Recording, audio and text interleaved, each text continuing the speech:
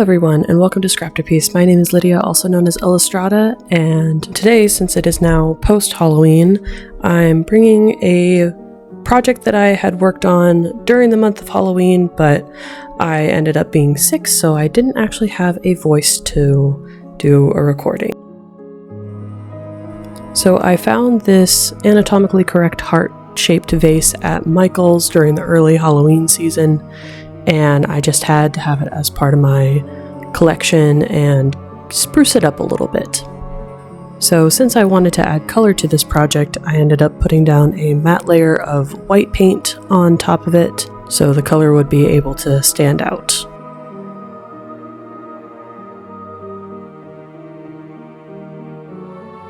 Whenever Michael's ends up coming out with their Halloween collections for each year, I love finding at least one or two items that can be added to just my general home decor, and when I found this vase, I practically lost my mind, because one, it has way too many aortas, but also it's not very often you find a really cool anatomically correct heart home decor aside from like on Pinterest or something similar.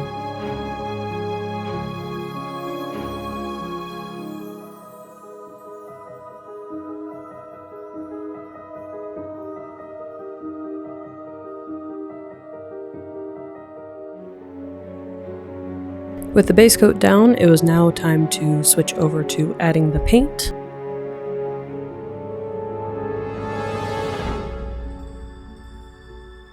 If you've seen some of my other videos, such as my home tour, you'll notice that there are a lot of things that are based around the color pink, mainly because that's my favorite color.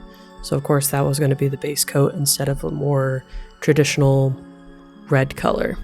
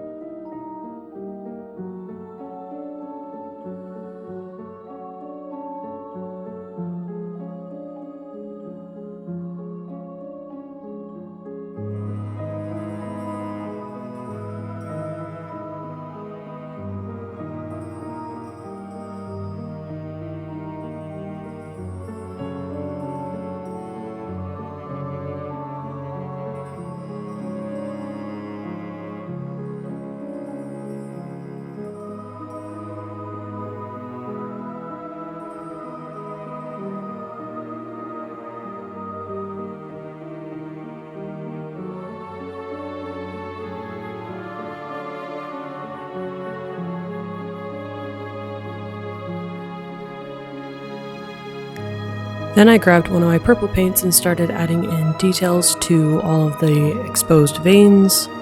I also realized as I'm editing this, a lot of the footage ended up like slightly out of focus and everything was more focused on the cup that's in the background. Then I go in with some blue paint on top of the purple to blend in to give it a more natural look.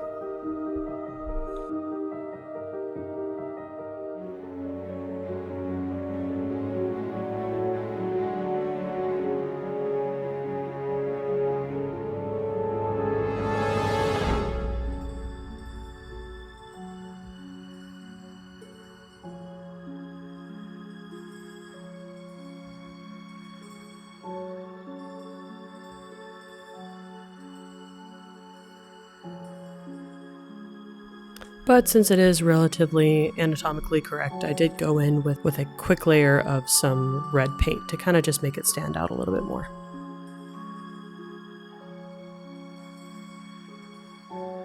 And back to adding some more blue dry brushing. I also put some blue into the wrinkles of the aortas.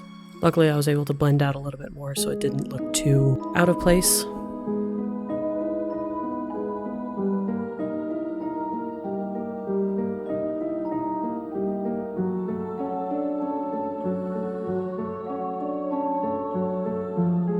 Then it was on to the dry brushing stage,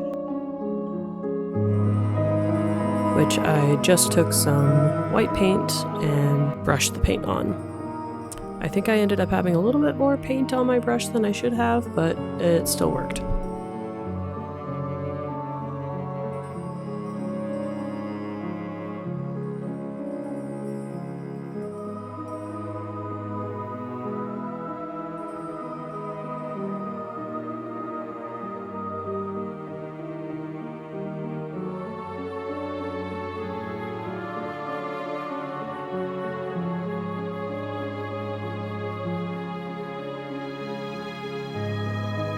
Not gonna lie, the matte finish of this project looked wonderful, but it wasn't unsettling enough, so of course I had to break out the Mod Podge in order to make it look a little bit more moist.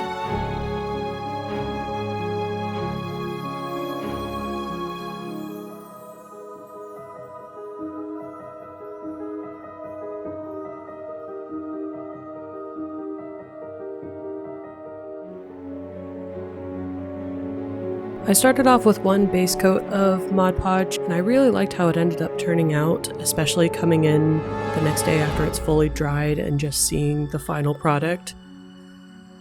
But it still wasn't enough.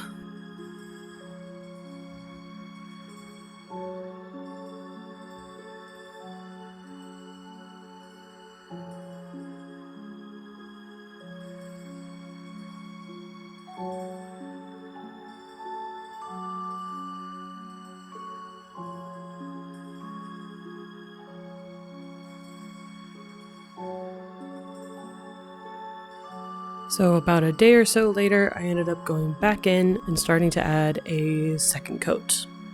But I wanted this to look a little bit different. I was kind of going with a more moist theme of it and wanted to make it look like it was just dripping a lot.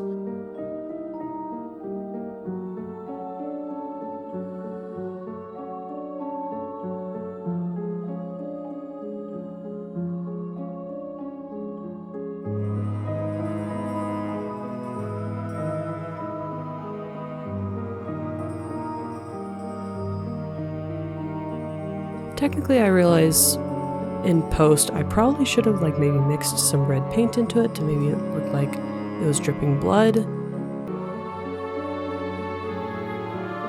Once all of that was done, I ended up trying to take a Q-tip to kind of blend in the dripping edges to make it look like it was more part of the surface of the heart.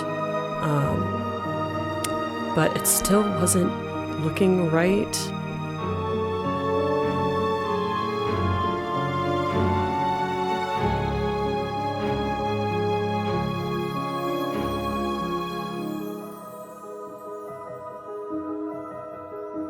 Because it starts to look a little bit okay, but then I ended up just saying screw it and just grabbed a brush and just went to town, blending it all out. I did try to leave some of the areas a little bit thicker where the drips were.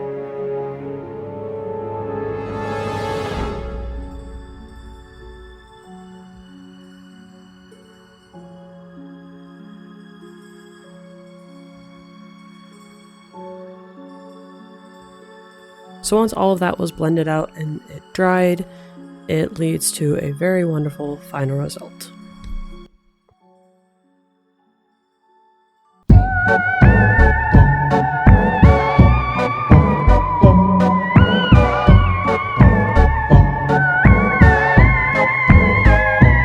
And of course, thank you for coming along with me on this project adventure. I hope you all have an artsy, lovely day, and I will see you guys in the next video. Bye!